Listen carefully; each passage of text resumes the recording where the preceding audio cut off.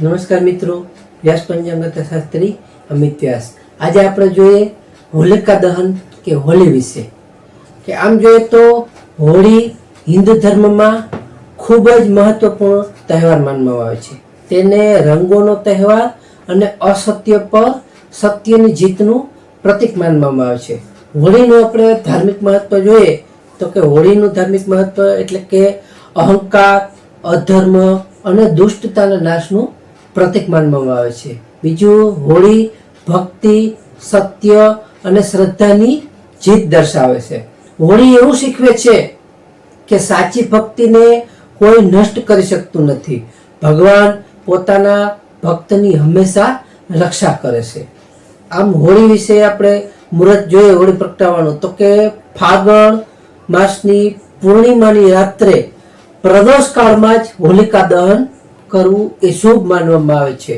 જેથી હોળી પ્રગટાવવાનું આપણે શુભ મુહૂર્ત જોઈએ તો હોળી પ્રગટાવવાનું શુભ મુહૂર્ત તારીખ 2-3-2026 સોમવારના રોજ 18 કલાક 44 મિનિટથી 21 કલાક 11 મિનિટ સુધી, એટલે કે સાંજના 6 કલાક 44 મિનિટથી 9 કલાક 11 મિનિટ સુધી છે।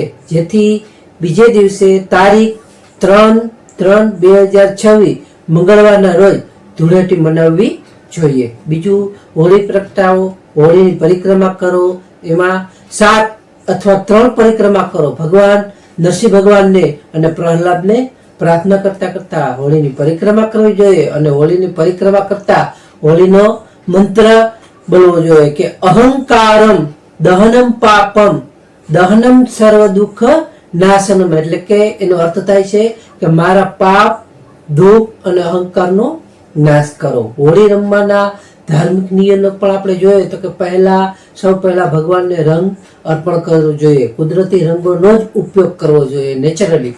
મોટા લોકો વડીલોના પગે રંગ લગાવી અને તેના આપણે આશીર્વાદ લેવા જોઈએ। ક્યારેય ઝઘડો કે નશો કે અશ્લીલતા આપણે હોળીના દિવસે કે રંગોત્સવના દિવસે ન કરવી જોઈએ। હંમેશા ત્યારે આપણે ગરીબોને મીઠાઈ અથવા અન્નનું દાન કરવું જોઈએ, જેથી કરીને આપણે સારું એવું પુણ્ય મળી શકે। ખરેખર તો આંતરિક હોળી કરવામાં આવે છે કે આંતરિક હોળી કેવી હોવી જોઈએ તો કે કામ વાસનાનું દહન, ક્રોધનું દહન, લોભનું દહન, અહંકારનું દહન, આ જ સાચી હોળી માનવામાં આવે છે। હોળીના દિવસે આપણે કરવાના શુભ કાર્ય જોઈએ તો કે સ્નાન કર્યા પછી વિષ્ણુ ભગવાન, કૃષ્ણ ભગવાનની પૂજા કરવી જોઈએ, ગાયને લીલું ઘાસ ખવડાવવું જોઈએ, ગરીબોને અન્નદાન કરવું જોઈએ, તુલસી ક્યારા પર પાણી જલ ચડાવવું જોઈએ અથવા નરસિંહ ભગવાન અને કૃષ્ણ ભગવાનનું સ્મરણ કરવું જોઈએ। ટાળવા જેવી બાબતો જોઈએ તો ઝઘડો ત્યારે ન કરવો જોઈએ, મદિરાપાન ન કરવું જોઈએ, ગાળો ન બોલવી જોઈએ, જીવ હિંસા ન કરવી જોઈએ, વૃદ્ધો અને સ્ત્રીઓને તકલીફ પડે એવા શબ્દ ન કહેવા જોઈએ। હોળી એટલે ખાસ તો દુષ્ટતાનો નાશ અને ભક્તિની જીત, પ્રેમ અને એકતા, ત્યારબાદ નવી શરૂઆત જીવનની। નમસ્કાર મિત્રો, આ હતી હોળી વિશેની સામાન્ય માહિતી। તો આ વિડીયો લાઈક કરો, શેર કરો ને સબસ્ક્રાઈબ કરો।